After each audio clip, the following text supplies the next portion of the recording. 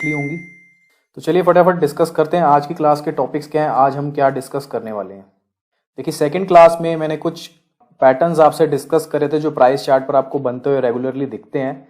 कुछ पैटर्न्स हैं जो पिछली क्लास में डिस्कस नहीं हो पाए थे, उन पैटर्न्स को डिस्कस करेंगे और उनके अलावा कैंडल स्टिक्स के कुछ पैटर्न्स बनते हैं वो आज हम डिस्कस करेंगे। तो हमारा फर्स्ट पैटर्न जो है वो है ट्रिपल टॉप ट्रिपल बॉटम। ये एक्चुअली हमारा सेकंड क्लास का पार्ट था।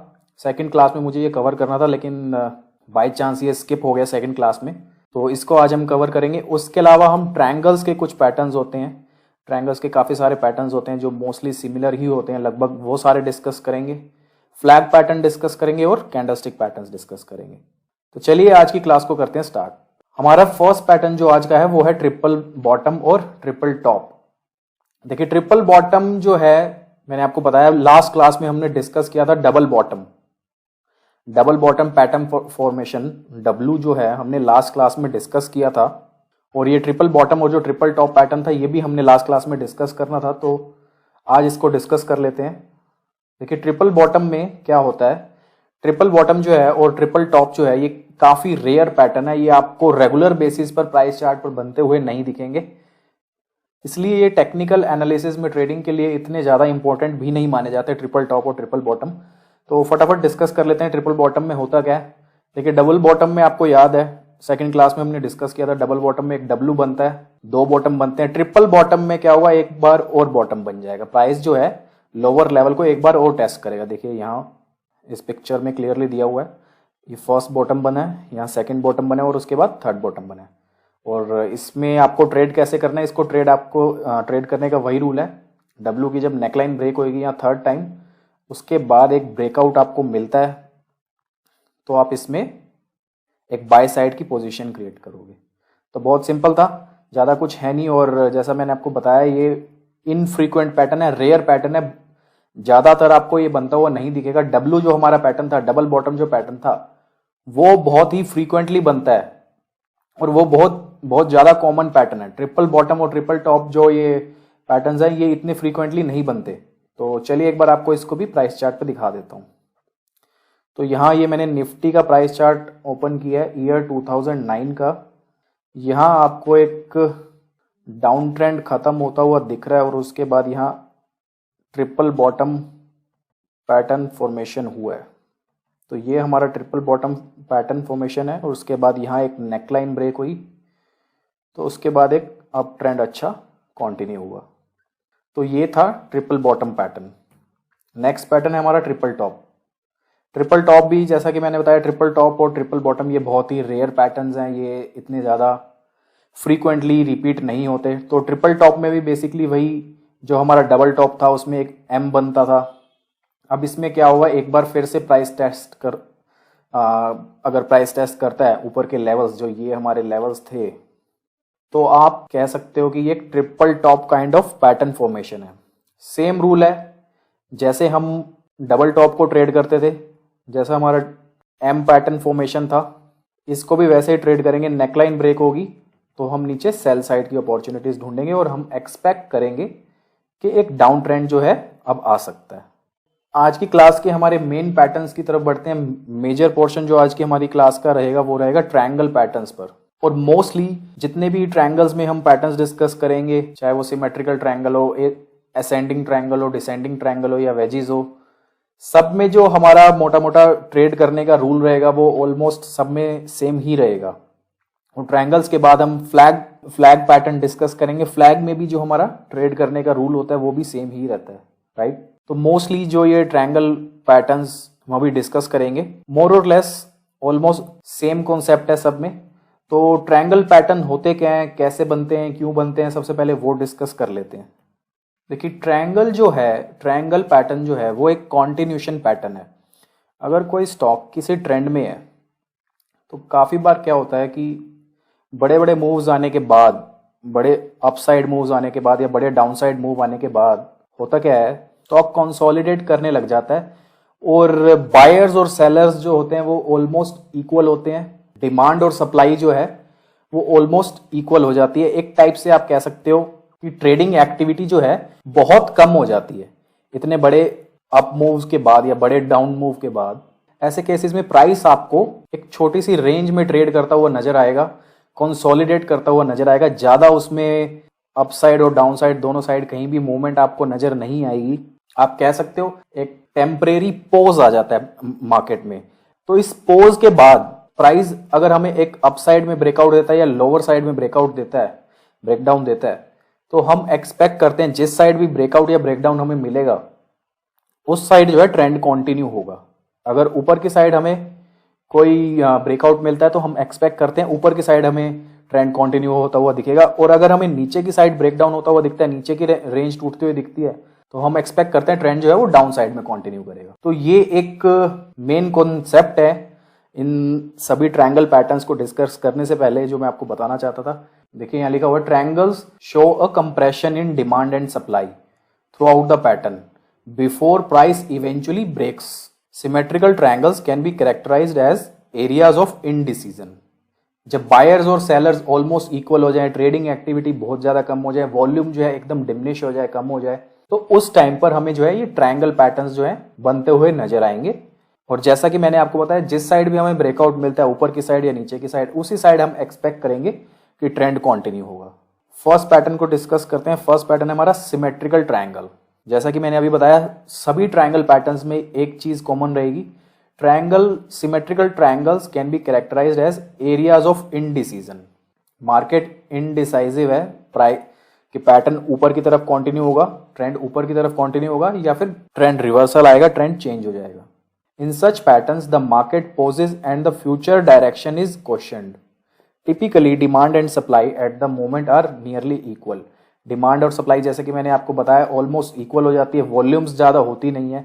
एक बार ब्रेकआउट या ब्रेकडाउन मिलता है तो उसके बाद हम एक्सपेक्ट करते हैं कि एक ट्रेंड जो है कंटिन्यू हो सकता है। अब सिमेट्रिकल ट्रायंगल फॉर्मेशन कैसा होता है अब वो डिस्कस करते हैं। एक अच्छे अप ट्रेंड के बाद अगर प्राइस आपको ऐसे कभी कंसोलिडेट करता हुआ दिखे या ट्रेड करता हुआ दिखे तो सिमेट्रिकल रेंज आप सिमेट्रिकल ट्रायंगल पैटर्न्स आप कैसे ड्रॉ कर सकते हो। जो ऊपर ये रेजिस्टेंस के लेवल है आप एक ट्रेंड लाइन ड्रॉ करोगे और जो नीचे के रेजिस्टेंस के लेवल है उनको भी एक ट्रेंड लाइन से आप कनेक्ट कर दोगे। तो अगर प्राइस जो है ये रेजिस्टेंस की जो लाइन है ऊपर वाली अप ट्रेंड लाइन जो है अगर इसको ब्रेक करता है तो हम एक्सपेक्ट करते हैं कि एक अच्छा प्राइस एक्शन हमें देखने को मिलेगा, अच्छी प्राइस में अपसाइड मूवमेंट हमें देखने को मिलेगी। और यही अगर इसने लोअर रेंज अगर ब्रेक करी होती तो हम ये एक्सपेक्ट करते कि अच्छा डाउनफॉल या डाउन ट्रेंड अब हमें देखने को मिलेगा स्टॉक में। देखिए यही दो एग्जांपल लिए हुए हैं बुलिश सिमेट्रिकल ट्रायंगल के और बेरिश सिमेट्रिकल ट्रायंगल के। बुलिश सिमेट्रिकल ट्रायंगल में ये रेजिस्टेंस लेवल्स जो है इनको आपने एक ट्रेंड लाइन से कनेक्ट किया, जो नीचे सपोर्ट के लेवल है उनको एक ट्रेंड लाइन से कनेक्ट किया, ऊपर की साइड ब्रेकआउट मिलता है तो हम एक्सपेक्ट करते हैं कि अच्छा अप मूव आएगा। ऐसे ही अगर नीचे की साइड ब्रेकडाउन मिलता है तो हम एक्सपेक्ट करते हैं कि नीचे की साइड जो है ट्रेंड कंटिन्यू होगा। तो चलिए एक बार इसको किसी स्टॉक के प्राइस चार्ट पर आपको डेमोन्स्ट्रेट कर देता हूँ। तो यहाँ मैंने एग्जांपल लिया टाटा मोटर्स का। देखिए यहाँ टाटा मोटर्स में कुछ symmetrical triangles kind of formation हमें बनती हुई नजर आ रही है। ये नीचे मैंने सपोर्ट लेवल्स को कनेक्ट कर दिया और ऊपर रेजिस्टेंस को कनेक्ट कर दिया ट्रेंड लाइन से। तो ये कुछ ट्रायंगल फॉर्मेशंस आपको बनती हुई नजर आ रही है। मैं थोड़ा यहाँ जूम करता हूँ ताकि आपको दिखा सकूं।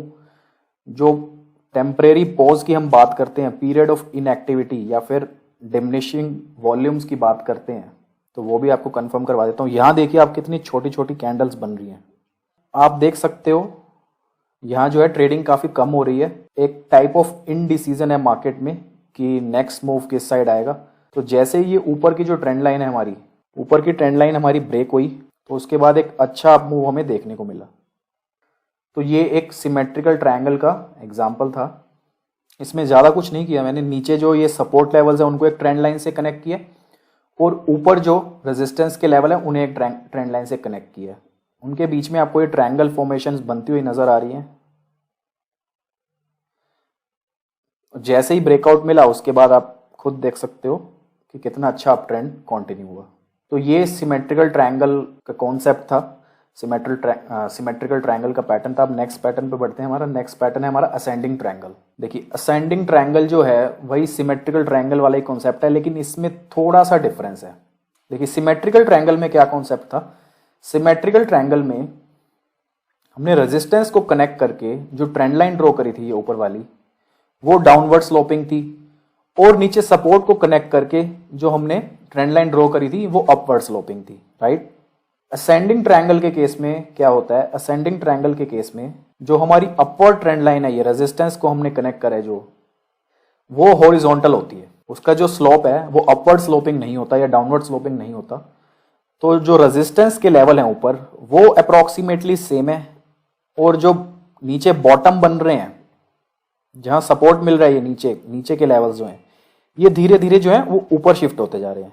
तो असेंडिंग ट्रायंगल जो है वो एक बुलिश पैटर्न है।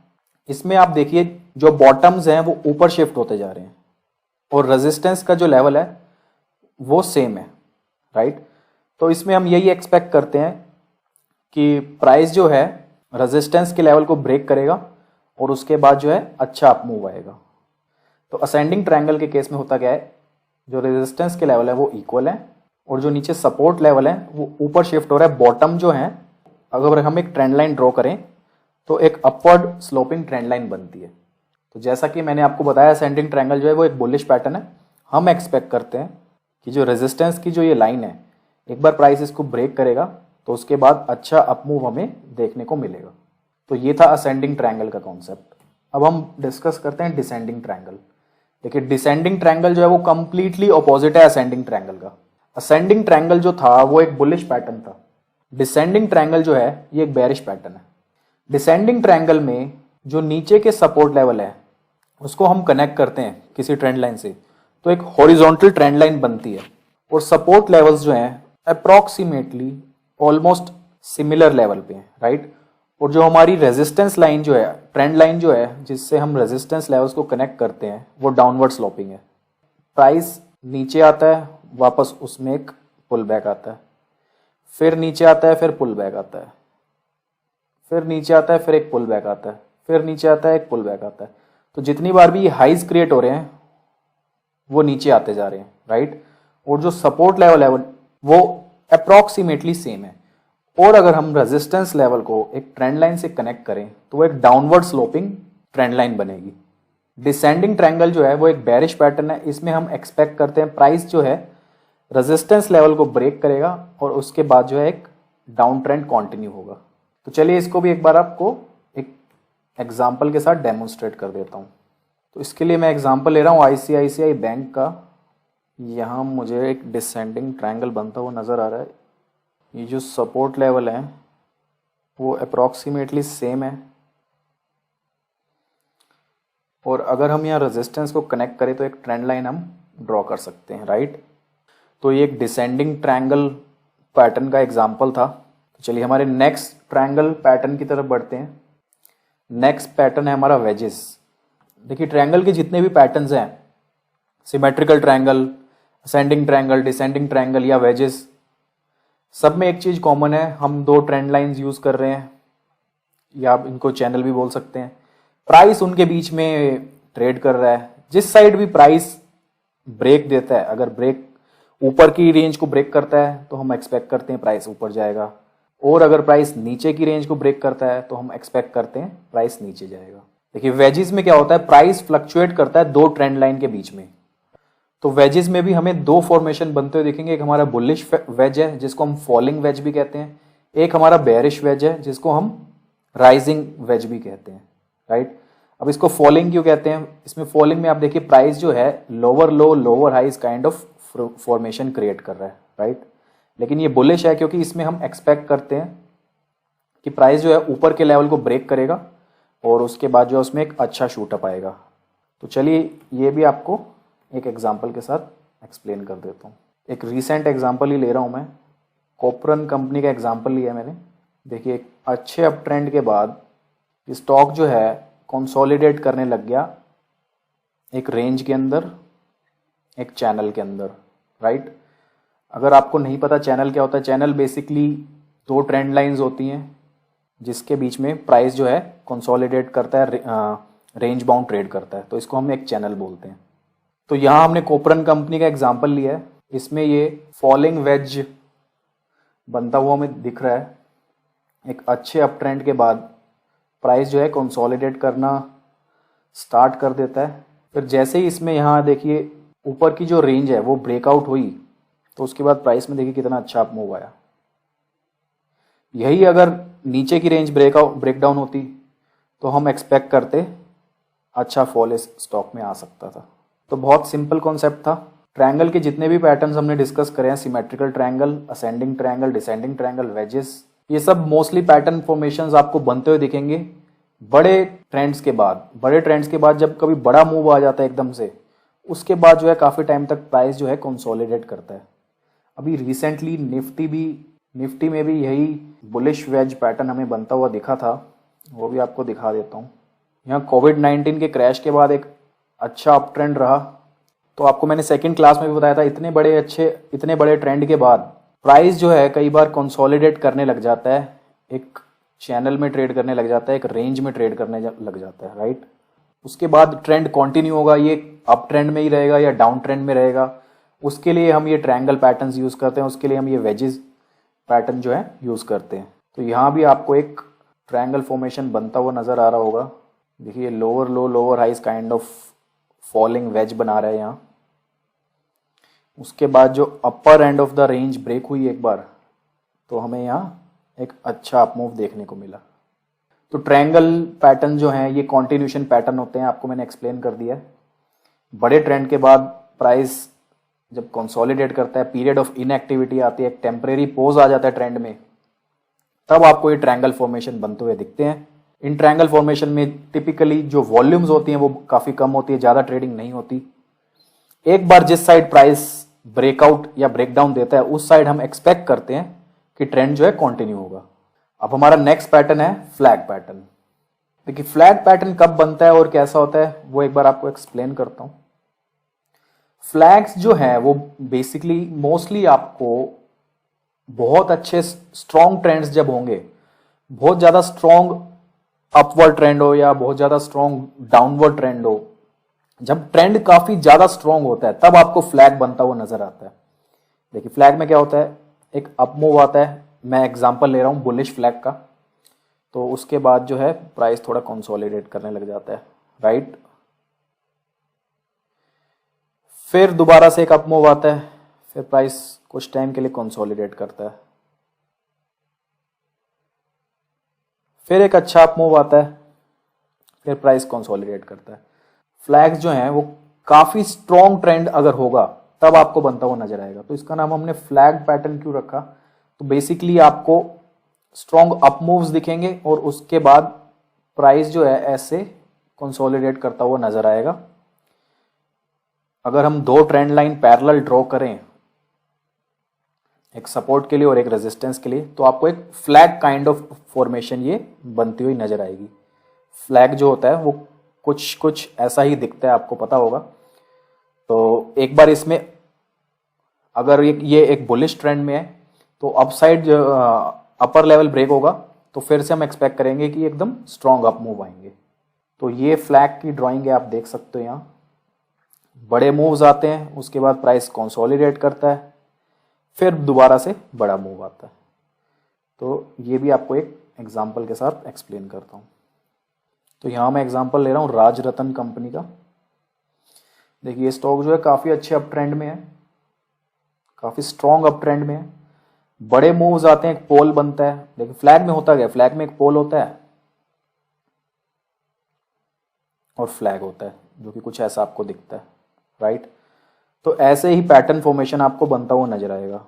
एक बड़ा मूव आएगा, फिर प्राइस कुछ टाइम कंसोलिडेट करेगा, अपर रेंज ब्रेक होगी तो फिर से बड़ा मूव आएगा, फिर कंसोलिडेट करेगा, फिर अपर रेंज ब्रेक होगी तो एक बड़ा मूव आएगा, फिर से कंसोलिडेट करेगा। तो स्ट्रॉन्ग ट्रेंड में आपको फ्लैग फॉर्मेशंस बनती हुई नजर आएंगी। ये मैंने एक और एग्जांपल लिया मुथूट कैपिटल कंपनी का। यहाँ भी आप देखिए स्टॉक जो है 2017 से 2018 सितंबर तक काफ़ी अच्छे अप ट्रेंड में है। जो ट्रेंड है काफ़ी स्ट्रॉन्ग है, यहाँ भी हमें कितने सारे फ्लैग्स बनते हुए नजर आ रहे हैं। देखिए बड़ा मूव आया, इसको हम पोल कहते हैं। फिर कुछ टाइम प्राइस कंसोलिडेट हुआ, फिर से बड़ा मूव आया, एक पोल बना, फिर प्राइस कंसोलिडेट हुआ, फिर बड़ा मूव आया, फिर प्राइस कंसोलिडेट हुआ, राइट। तो ये एक बुलिश फ्लैग का एग्जांपल था। अब एक बेरिश फ्लैग का भी एग्जांपल ले लेते हैं। तो मैं निफ्टी का एग्जांपल ले रहा हूँ। निफ्टी का वीकली चार्ट मैंने ये खोला है। यहाँ निफ्टी के वीकली चार्ट में आप देखिए 2008 में एक अच्छी एक बेयर मार्केट हमें देखने को मिली थी। एक बहुत स्ट्रॉन्ग डाउन ट्रेंड था। तो डाउन ट्रेंड में आप देखिए बीच बीच में यहाँ फ्लैग्स बने, फिर ब्रेकडाउन, फिर फ्लैग्स बने, फिर ब्रेकडाउन। तो बहुत सिंपल कॉन्सेप्ट है। फ्लैग्स में, बुलिश फ्लैग में क्या होगा, एकदम से वर्टिकल मूव आएंगे, एकदम एक पोल काइंड ऑफ फॉर्मेशन बनेगी। फिर प्राइस जो है कुछ टाइम कंसोलिडेट करेगा, एक flag kind of pattern formation create करेगा, फिर से बड़े मूव आएंगे। उसके बाद एक बार अपर एंड जो है, अपर रेंज ब्रेक होगी। तो इस टाइप के कुछ पैटर्न आपको बुलिश फ्लैग में दिखेंगे। बेरिश फ्लैग में क्या होगा, बड़े डाउनफॉल आएंगे, फिर प्राइस जो है कंसोलिडेट करेगा, फिर एक बार लोअर रेंज ब्रेक होगी, तो फिर से बड़े मूव आएंगे। तो जब भी कोई स्टॉक या कोई कंपनी किसी बहुत स्ट्रॉन्ग अप ट्रेंड में होंगे या बहुत स्ट्रॉन्ग डाउन ट्रेंड में होंगे, तो आपको फ्लैग फॉर्मेशन बनते हुए नजर आएंगे। तो ये थे हमारे ट्रायंगल के पैटर्न्स और फ्लैग पैटर्न। अब हम डिस्कस करेंगे इसके बाद कैंडलस्टिक पैटर्न्स। तो गाइस नेक्स्ट टॉपिक हमारा है कैंडलस्टिक पैटर्न्स। देखिए टेक्निकल एनालिसिस में मोस्टली हम कैंडलस्टिक्स चार्ट ही यूज कर रहे हैं। कैंडलस्टिक्स के बेसिस पर कई बार कुछ पैटर्न्स बनते हैं जिनसे हमें सिग्नल्स मिलते हैं ट्रेंड चेंज होने का, ट्रेंड रिवर्स होने का, कोई नया ट्रेंड स्टार्ट होने के सिग्नल्स हमें मिलते हैं। ऐसे ही कुछ 7 पैटर्न्स कैंडलस्टिक्स के मैंने यहाँ इंक्लूड करे हैं जो अभी हम डिस्कस करेंगे। तो इन पैटर्न्स को हम डिस्कस करें उससे पहले इन पैटर्न्स की वैलिडिटी के बारे में डिस्कशन कर लेते हैं। अगर ये पैटर्न्स हमें प्राइस चार्ट पर बनते हुए दिखते हैं तो ऐसी कोई गारंटी है कि उसके बाद कुछ ट्रेंड रिवर्सल होगा या जैसा हम एक्सपेक्ट कर रहे हैं वैसा कुछ होगा? देखिए टेक्निकल एनालिसिस में गारंटी तो किसी भी चीज की नहीं होती। स्टॉक मार्केट में, ट्रेडिंग में जब भी हम टेक्निकल एनालिसिस यूज करते हैं तो वो एक प्रोबेबिलिटी बेस्ड अजम्पशंस होती हैं। टेक्निकल एनालिसिस जो है, ट्रेडिंग जो है, एक प्रोबेबिलिटी बेस्ड गेम है। कुछ सेटअप्स होते हैं जिनकी प्रोबेबिलिटी काफी ज्यादा होती है और कुछ पैटर्न्स होते हैं, कुछ सेटअप्स होते हैं जिनकी सक्सेस रेशो या प्रोबेबिलिटी ऑफ सक्सेस इतनी ज्यादा नहीं होती। तो ये जो कैंडलस्टिक पैटर्न्स मैंने यहाँ इंक्लूड करे हैं ये हाई प्रोबेबिलिटी पैटर्न्स हैं। ये पैटर्न अगर प्राइस चार्ट पर अगर आपको बनते हुए नजर आते हैं तो फ्यूचर प्राइस मूव्स आप एंटीसिपेट कर सकते हो, वो भी एक पर्टिकुलर एक्सटेंट तक, एक लिमिटेड एक्सटेंट तक, राइट। तो चलिए इन पैटर्न्स को डिस्कस करते हैं। देखिए फर्स्ट पैटर्न हमारा है bullish engulfing pattern, bullish engulfing candle. अब जो हम पैटर्न्स डिस्कस कर रहे हैं इसमें मोस्टली जो भी हमारी ऑब्जर्वेशन होगी वो कैंडल स्टिक्स पर ही होगी कि अगर किसी पर्टिकुलर टाइप की कोई कैंडल बनती है तो उसके बाद हम क्या एक्सपेक्ट कर सकते हैं, ठीक है। तो हमारा फर्स्ट कैंडल स्टिक पैटर्न है बुलिश एंगल्फिंग। देखिए बुलिश आपको पता है, बुलिश का मतलब क्या होता है? अगर आप एक्सपेक्ट कर रहे हो प्राइसेस इंक्रीज होंगे, प्राइसेस मार्केट ऊपर जाएगी तो आपके सेंटिमेंट जो है वो बुलिश है, राइट। एंगल्फिंग का मतलब क्या होता है? देखिए एंगल्फिंग का मतलब होता है, एंगल्फ करने का मतलब होता है किसी चीज को कवर कर लेना, किसी चीज को सराउंड कर लेना कंप्लीटली, राइट। तो बुलिश एंगल्फिंग में क्या होता है? बुलिश एंगल्फिंग में बेसिकली पहले एक बेरिश कैंडल बनती है, पहले ऐसे एक रेड कैंडल बनती है, उसके बाद एक बुलिश कैंडल बनती है, बड़ी बुलिश कैंडल बनती है जो इसको एंगल्फ कर लेती है। एक छोटी बेरिश कैंडल बनती है रेड कैंडल, उसके बाद एक बड़ी बुलिश ग्रीन कैंडल बनती है जो कि रेड कैंडल को कंप्लीटली कवर कर लेती है अपने अंदर, राइट। तो ये बुलिश एंगल्फिंग का मतलब हुआ। ऐसी अगर कोई कैंडल बने एक रेड कैंडल के बाद, ऐसी कोई अगर बुलिश एंगल्फिंग कैंडल बने तो उसके बाद आप एक्सपेक्ट कर सकते हो कि यहां से प्राइस जो है नेक्स्ट जो भी कैंडल्स बनेंगे इसके बाद वो बुलिश ही रहेंगी या ग्रीन ही कैंडल्स बनेंगी। तो चलिए देखते हैं बुलिश एंगल्फिंग कैंडल में आप कैसा पैटर्न ऑब्जर्व कर सकते हो। देखिए बुलिश एंगल्फिंग जो है काफ़ी पावरफुल कैंडल मानी जाती है अगर एक ऐसा डाउन स्विंग हो और डाउन स्विंग के बॉटम में आपको कहीं एक बुलिश एंगल्फिंग कैंडल बनती हुई नजर आए। तो ऐसी अगर कोई बुलिश एंगल्फिंग कैंडल बनती है तो उसके बाद आप एक्सपेक्ट कर सकते हो कि एक अप स्विंग अब आएगी। देखिए, कोई डाउन स्विंग हो, उसके बाद एक बेरिश कैंडल बने और वहां एक बुलिश एंगल्फिंग कैंडल बने, तो उसके बाद आप एक्सपेक्ट कर सकते हो कि यहां से ट्रेंड रिवर्सल होगा, यहां से एक अप स्विंग स्टार्ट हो जाएगी। तो ये था बुलिश एंगल्फिंग कैंडलस्टिक पैटर्न। अब हमारी नेक्स्ट कैंडलस्टिक पैटर्न की तरफ बढ़ते हैं। नेक्स्ट कैंडलस्टिक पैटर्न है हमारा बेरिश एंगल्फिंग। तो ये कंप्लीटली ऑपोजिट है बुलिश एंगल्फिंग का। बुलिश एंगल्फिंग में एक करेक्शन के बाद बुलिश एंगल्फिंग बनता है नीचे और उसके बाद हम एक्सपेक्ट करते हैं कि एक अप स्विंग आएगा, एक अप ट्रेंड आएगा। बेरिश एंगल्फिंग जो है ये कंप्लीटली ऑपोजिट है। इसमें क्या होता है, प्राइसेस ऑलरेडी एक अप स्विंग में होते हैं, अप ट्रेंड में होते हैं और एक बेरिश एंगल्फिंग कैंडल बनती है, बड़ी रेड कैंडल बनती है जो पिछली बुलिश कैंडल को कंप्लीटली एंगल्फ कर लेती है, कवर कर लेती है, राइट। तो उसके बाद हम एक्सपेक्ट करते हैं कि एक डाउन स्विंग आ सकती है या एक फॉल आ सकता है। ये देखिए, यहाँ इस एग्जांपल में, यहाँ इस चार्ट में आप देख सकते हो ये एक अप स्विंग है यहाँ, राइट। उसके बाद यहाँ एक बेरिश एंगल्फिंग बना और उसके बाद जो है करेक्शन आई, एक डाउन स्विंग आ गया। तो ये था बुलिश एंगल्फिंग का कॉन्सेप्ट। हमारा नेक्स्ट कैंडलस्टिक पैटर्न है हैमर। देखिए, हैमर में क्या होता है, देखिए हैमर में बेसिकली एक कैंडल बनती है जो एक हैमर की जैसे दिखती है। देखिए, ये एक हैमर होता है ऐसा। तो ऐसी कैंडलस्टिक बनती है, ग्रीन भी हो सकती है, रेड भी हो सकती है। तो ऐसी कोई कैंडलस्टिक अगर आपको कभी बनते हुए दिखे तो इसको हम हैमर बोलते हैं। तो अब हैमर कैंडलस्टिक बने तो उसके बाद आप कैसा प्राइस में पैटर्न एक्सपेक्ट कर सकते हो, अब वो डिस्कस करते हैं एक बार।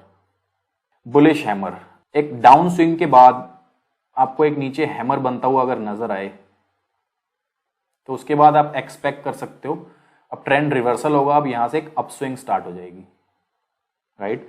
देखिए, यहाँ इस एग्जांपल में भी आप देख सकते हो ये डाउन स्विंग है, यहाँ प्राइस नीचे आ रहा है। उसके बाद यहाँ एक हैमर बना, बुलिश हैमर बना। हैमर का कलर कुछ भी हो सकता है। जो ये हैमर कैंडल है ये रेड कैंडल भी हो सकती है, ये ग्रीन कैंडल भी हो सकती है। और उसके बाद एक अच्छा अपस्विंग आया। तो ये हैमर जो है ये मोस्टली काम करेगा काफी टाइम से प्राइस जो है नीचे आ रहा होगा, एक डाउन स्विंग जो है मैच्योर हो चुकी होगी, राइट। तो ये था हमारा bullish hammer candlestick pattern. Next pattern है हमारा बेरिश हैमर या फिर हैंगिंग मैन। उसी का कंप्लीट ऑपोजिट है। बेरिश हैमर जो है उसको हैंगिंग मैन भी बोलते हैं। बुलिश हैमर में प्राइस नीचे आ रहा था, नीचे एक हैमर बनता है और उसके बाद एक अपस्विंग स्टार्ट हो जाता है। तो ये उसका कंप्लीट ऑपोजिट है। इसमें प्राइस जो है एक अप ट्रेंड में होता है, ऊपर एक हैमर बनता है, चाहे वो रेड कलर का हो या ग्रीन कलर का हो। उसके बाद हम एक्सपेक्ट करते हैं कि यहां से ट्रेंड रिवर्स हो जाएगा। तो ये जितने भी कैंडलस्टिक्स पैटर्न है, अगर आपको हैमर यहां ऊपर बनता हुआ नजर आ रहा है, उसके बाद यहां कहीं बीच में यहां हैमर बनता हुआ नजर आ जाए, उसके बाद आप एक्सपेक्ट करो कि यहां से प्राइस, यहां से ट्रेंड रिवर्स हो जाएगा। तो ये जितने भी कैंडलस्टिक पैटर्न है ये बहुत ज्यादा आपको एक्यूरेट सिग्नल्स नहीं देते। तो इनको आप यूज कैसे कर सकते हो अपने ट्रेडिंग के लिए, वो आप सिर्फ और सिर्फ एक्सपीरियंस से ही सीख पाओगे। क्योंकि सिर्फ एक हैमर पैटर्न, एक हैमर बनता हुआ देख लिया प्राइस चार्ट पर तो आप बाय कर दोगे या सेल कर दोगे, ऐसा नहीं होता। आपको और भी काफी सारी चीजें देखनी पड़ेगी। आपको ट्रेंड एनालाइज करना पड़ेगा, आपको सपोर्ट एंड रेजिस्टेंस देखने पड़ेगा, ठीक है। अब हमारे नेक्स्ट पैटर्न की तरफ बढ़ते हैं। देखिए, नेक्स्ट कैंडल जो है हमारा, नेक्स्ट कैंडलस्टिक पैटर्न है हमारी डोजी। देखिए, डोजी कैंडल में क्या होता है, बेसिकली प्राइस जहां ओपन होता है उसके आसपास ही क्लोज हो जाए अगर, तो इसको हम डोजी कैंडल बोलते हैं।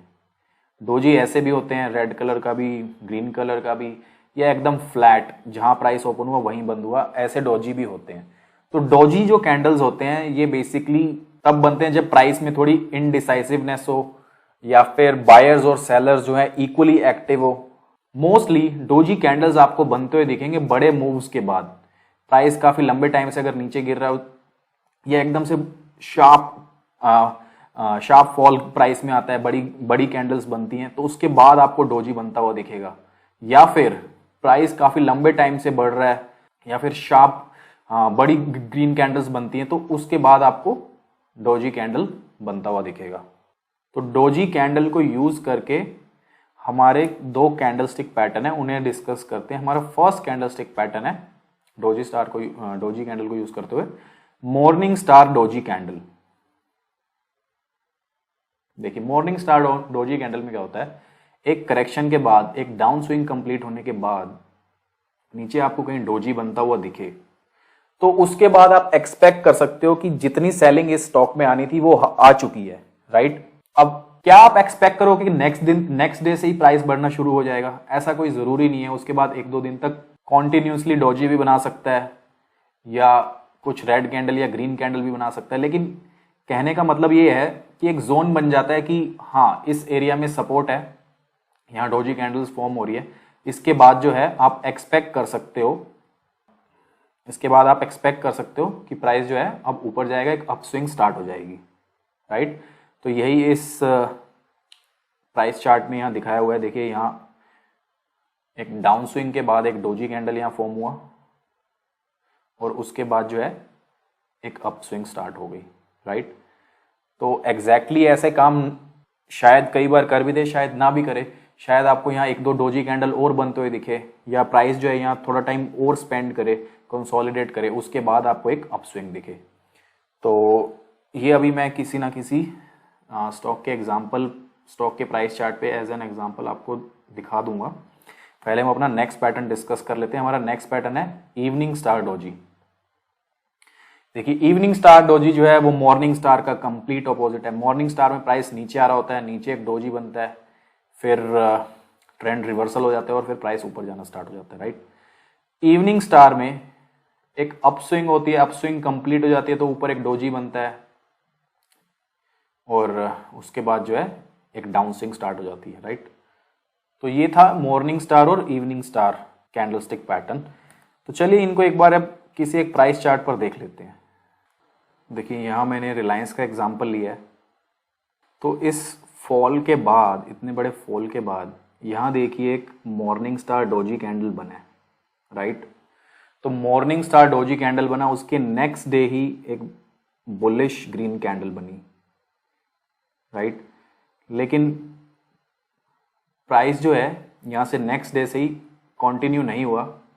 उसके बाद यहाँ एक रेड कैंडल बनी, फिर एक हैमर बना। तो बेसिकली एक जोन बन गया जो सपोर्ट जोन का काम कर रहा है। यहाँ आप देखिए इस डाउन स्विंग के बाद एक मॉर्निंग स्टार डोजी बना, एक हैमर बना। तो बेसिकली प्राइस जो है इस एरिया में कंसोलिडेट करने लग गया और उसके बाद जो है एक अपस्विंग स्टार्ट हो गई। तो ऐसा कोई ज़रूरी है कि यहाँ मॉर्निंग स्टार बना है या फिर हैमर बना है, तो ऐसा कुछ गारंटी है कि यहाँ से प्राइस जो है ऊपर ही बढ़ेगा, अपस्विंग भी आएगी? देखिए ऐसी कोई गारंटी नहीं है, इसके बाद भी करेक्शन आ सकती थी। लेकिन प्रोबेबिलिटी जो होती है, देखिए मैंने आपको पहले ही बताया ट्रेडिंग जो है हम प्रोबेबिलिटी के बेस पे करते हैं। ऐसे पैटर्न्स जब बनते हैं तो प्रोबेबिलिटी बहुत स्ट्रांग होती है कि यहाँ से ट्रेंड रिवर्सल आएगा। तो ऐसे केस में अगर आप ट्रेड करते तो आप यहाँ कहीं बाय कर लेते और इसी के नीचे अपना स्टॉप लॉस रख लेते, तो आपका स्टॉप लॉस छोटा सा है और आप टारगेट अपना बड़ा रख सकते थे, इसी स्विंग के हाई को अपना टारगेट रख सकते थे। तो ये था मॉर्निंग स्टार का एग्जाम्पल। तो चलिए अब एक इवनिंग स्टार का भी एग्जाम्पल ले लेते हैं। देखिए इसी एग्जाम्पल को कंटिन्यू करते हैं। यहाँ डोजी बना, फिर उसके बाद एक अच्छा अपस्विंग आया। तो इस अच्छे अपस्विंग के बाद यहाँ देखिए एक फिर से डोजी बना। तो उसके बाद थोड़ी सी प्राइस में रिट्रेसमेंट आई, करेक्शन आई, राइट। तो ये था मॉर्निंग स्टार और इवनिंग स्टार का एग्जाम्पल। तो यहाँ हमारी क्लास 3 जो है कंप्लीट होती है। अभी तक तीनों क्लासेस को देखने के बाद, क्लास 1, क्लास 2, क्लास 3 को देखने के बाद आपके जो भी आपके क्वेश्चंस हैं, जो भी आपकी क्वेरीज हैं, वो आप नीचे कमेंट सेक्शन में कमेंट कर देना। एक बार हमारी सारी क्लासेस कंप्लीट हो जाएंगे तो उसके बाद मैं आपकी सारी क्वेरीज जो है आंसर करूँगा। तो गाइज नेक्स्ट क्लास में मिलते हैं। Bye bye.